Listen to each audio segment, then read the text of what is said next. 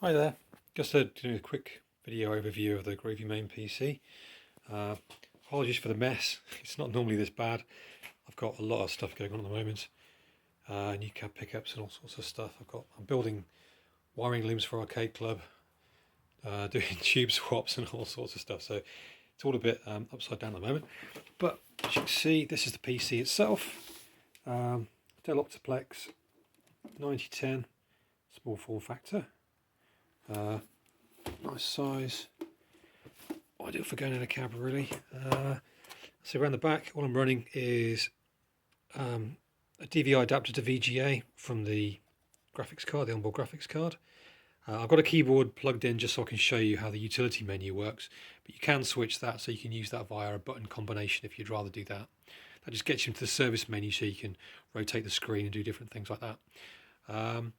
Audio, yeah, unfortunately, audio, the amp solution didn't work, which is really frustrating. It did give a very, very fine interference on the screen, which once you've seen it, with and without, it's obvious, and I think it would just ruin the experience. So, yeah, sorry about that. The way I'm running audio is literally just a 3.5mm jack out, and that goes to RCA inputs because the Blaster's got a stereo amp in there. Other than that, it's standard jammer. Obviously the USB connection from the J-Pack going back to the PC, and then the kit connectors going back into Blast. So let's just make sure everything's plugged in before we power on. Just missing the USB for the J-Pack. Plug that in. Okay, so the way I've configured it is it will automatically power on when you restore power, so just makes it much easier for being in a cab. And also I'll set it to be read-only as well in Windows, so it'll be protected. You can just switch off the machine and switch it back on as however you like. Okay, so power this on. So I've got both the PC. We've got nothing switched on the wall. I've got the PC and the step-down converter are all on the same power line. So there we go. So PC's come on. Should have come on. Yep, PC's on, and the cab's on. So in terms of what you'll see on the screen is just nothing at all really until you get into the front end. So I've stripped out all of the windows has been stripped out and everything. So you will just see straight to a menu. There we go. There's a couple of options for the front end. You can run it in interlaced, or you can run it in 15 kilohertz 240p, depending on how your monitor likes it. Obviously, you get a better resolution with the interlace mode. With 15K, it's a much more stable image and much nicer much more cab friendly. Okay, so this is obviously running in horizontal mode. I know you were talking about running it in vertical mode, but yeah, it's just very straightforward. Up and down, moves between the various different games, and then if you press left or right, you jump up and down the screen like that. And I think there's also a combination. You can configure the key combination to jump up and down letters as well, so you can go like A, B, C, D. There's also filters on there as well, which I think how's the filters configured?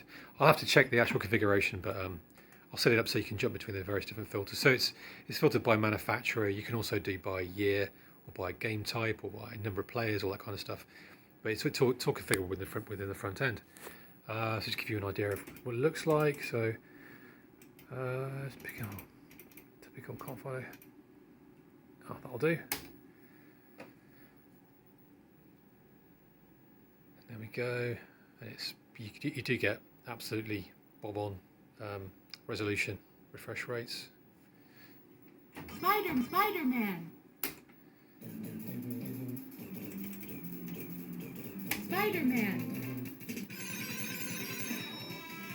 Spider sense tingling, signaling danger. Trouble up ahead. To escape out of the game, if you just hold down player 1 start, and then tap the player 2 start, that will exit out, which is the normal function for a J-Pack anyway, so you won't have to reconfigure that. What else to mention? I've Atom 15 flashed the graphics card, so you haven't got to worry about it sending any kind of nasty frequencies to your monitor. So all that's been done. If you do need to get into the BIOS, you can still get into the BIOS on the PC. I think if you tap F12 on boot up on the keyboard, that will get you into the BIOS setup if you want to get in there for any reason. So vertical games in a horizontal setup will play. So let's find a vertical game, Space Invaders. That'll do. Oh, this is actually Space Invaders 91. Oh no, oh it's the 25th anniversary one that comes. Yeah, okay. Yeah, so you can see it plays in interlace mode, which again might or might not be friendly with your monitor. Some are better than others, and might get a little bit of flicker, but on this one it looks pretty stable. Right. So if we come out of that, now to move it into vertical mode, you press by default. I've set it as U on the keyboard, which is the utility menu, but you can reconfigure that in a track mode. You press tab to get into the menus and you can go into controls, and then if you go to plugins, utility mode, it'll ask you for a key. It's currently on U. If you delete that and then you press whatever button combination you want to get in, not sure which one's probably best to use. Maybe if you hold down start and press the coin button or something like that, it's quite a good one. Something that you're not likely to hit during a game anyway. But anyway, so I'll press U. There's the menu. This is the utility menu. So you've got rotation, both directions. You can copy the ROMs and videos from USB. So if you put a USB stick in with a folder called ROMs or a folder called videos, it will copy those across using that function. You've got 15 kHz mode and disable 15 kHz mode. You probably won't ever have to use those. Obviously, if you're disabling 15 kHz mode, you've got to be careful because that will restore 31K, which obviously might do a bit of damage to your monitor. So it's best to keep away from those. Or if you get into that, if you go to disable 15 kHz mode, you press the button, it'll say confirm, and at that point, if you unplug your video and then just press the enter key or something, it should then shut down the machine, and then you can unplug it and plug it into an LCD monitor in case you have to do any work on it. But most stuff you can do from here. You've got set read-only mode and set read-write mode. That's if you need to make any changes to the operating system, update any drivers or anything like that. Again, it's probably something you'd very rarely have to do, but just in case, it's there. Restore Windows interface. If you use that, the PC will reboot, and you'll get it won't reboot into the front end. It will reboot into just a normal Windows desktop. You'll have a start menu, and it's just Windows as normal. If you need to get back into the front end, if you rerun the installer, which is on the start menu, that will take you straight back into the front end setup. If you've got upgrade MAME, if you wanted to upgrade your Groovy MAME, you can just copy the MAME executable onto the root of the USB drive and use that function to update it. Again, it's where you have to do it really, because MAME isn't changing that much now between various different versions. Got enable 240p menu. That's if your monitor doesn't really like the interlace mode, the 480i. The next one down is a bit niche. That's a 640 by 240. There's a few layouts that have been written by a guy called Cools on the forum. I've included those in the image, and they're best optimized for 640 by 240. So you can use that setting. Enable 480i menu. That's if you want to switch back to interlaced. The randomizer function. That's if you're getting stuck on games to play.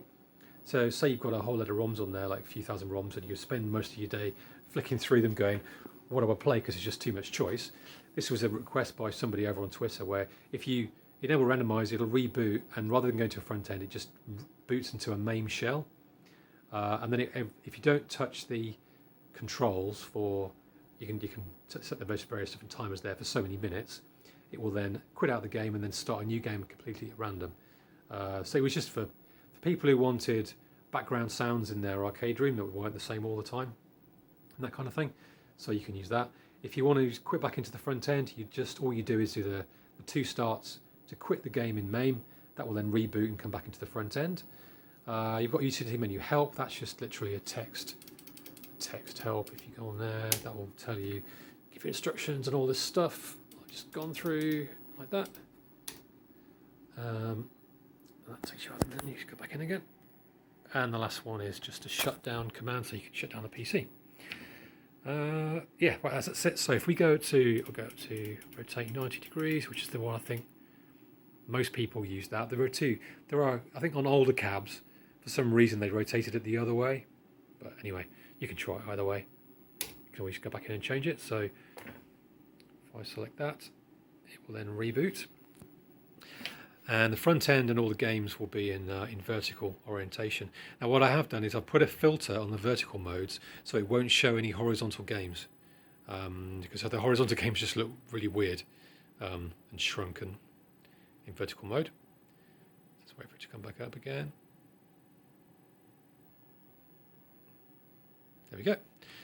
So hopefully that's the right, yeah, you don't need to rotate that way. So that should be the right way. Yeah, so rotate 90 is probably the one that you want.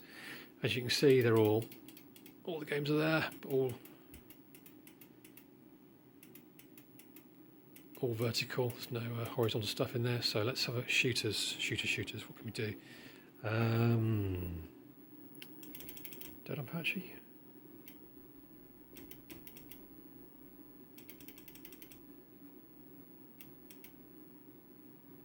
DO. Dead Apache. Use you. Go. There you go. Just coin it up. Where are we? Whoa, loud.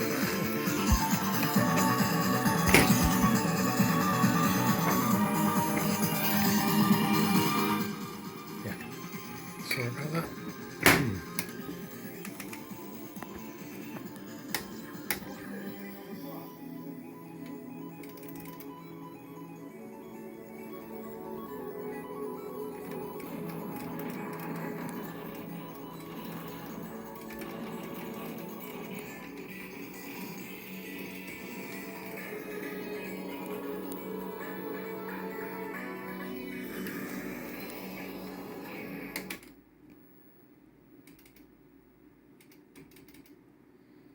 What else we got?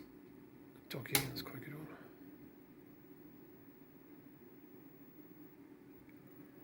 Again, you can see everything's like absolutely spot on.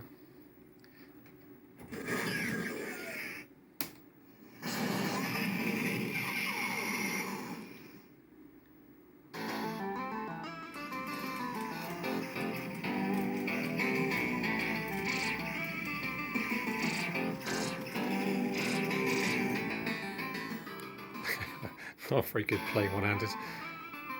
There you go. And that's pretty much it. And then when it's, I'll say we'll set it to read only before it goes in the post, so you won't have to worry about shutting things down. But if you do want to shut the machine down for any reason, you can just you just tap the power button on the front once, and that shuts down Windows.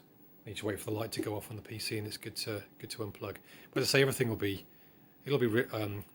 right protected anyway, so you shouldn't have to worry about that.